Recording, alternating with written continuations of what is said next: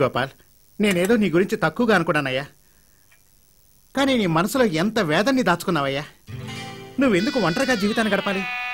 నువ్వెందుకు ఇంకో పెళ్లి చేసుకోకూడదు? ఏంటి, ఇంకొక పెళ్ళా? నా గాయత్రిని మర్చిపోవటం నా వల్ల కాదు సార్. మీకు గాయత్రి అంటే అంత ప్రాణమా? మీది లవ్ మ్యారేజా? వాడు అసలు గాయత్రినే చూడలేదు, లవ్ ఎలా చేస్తాడు? నాన్న, గాయత్రిని అసలు చూడలేదంట. ఏంటది? గాయత్రిని చూడనే లేదా? అవును సార్, చూడలేదు. ఒకరినొకరు చూసుకోకుండానే లవ్వా? అదిలాగయ్యా? అవును సార్. ఒకరోజు నేను నా గాయత్రి ఒకే ట్రైన్లో ప్రయాణం చేస్తున్నా. అప్పుడు తన సర్టిఫికేట్స్ పోయాయి. నేను వాటిని పోస్ట్ చేశాను. తను నాకు ఫోన్ చేసి థ్యాంక్స్ చెప్పింది. తరువాత ఒకరినొకరు చూసుకోకుండానే మా ప్రేమ డెవలప్ అయింది. ఆ ప్రేమకు గుర్తుగా తను నాకు స్వెటర్ కూడా బహుమతిగా ఇచ్చింది. ఈ స్వెటర్ వల్లనే చివరికి మేమిద్దరం ఒకటయ్యా. బ్యూటిఫుల్. ఎంబ్రాయిడింగా? లవ్. గోపాల్, నాకింతకుముందు ఎస్టీడీ బూత్ ఉండేది. ఆ తర్వాత ఈ డెవలప్మెంట్ అంతా.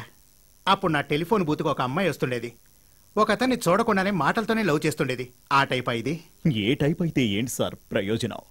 ఇప్పుడు నా గాయత్రి నేను చూడడం కుదరదే. నా గాయత్రి నేను ఎలా మర్చిపోగలను సార్?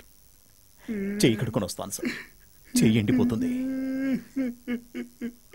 ఇది తట్టుకోవడం నా వల్ల కదమ్మా. ఫీల్ అవ్వకండి నాన్న. నేను అందుకోసం కదమ్మా ఫీల్ అవుతుంది. చనిపోయిన తర్వాత కూడా భార్య మీద ఎంత ప్రేమ పెట్టుకున్నాడు చూసావా? నీకు పెళ్ళైతే ఇలాంటి వాడే భర్తగా రావాలమ్మా. మేము వెళ్ళొస్తాం సార్. గోపాల్, ఇకపై నువ్వు దేనికి ఎందుకు బాధపడకూడదు. ఆ పైవాడు నీ చేయి వదిలేసినా కూడా ఈ ప్రతాప్ స్వామి నిన్నెప్పుడు వదలడు.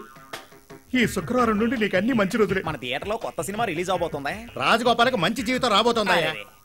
నువ్వు వెళ్ళు ముందు. వస్తానండి. వీటితో తిరక్కయ్యా. వస్తానండి.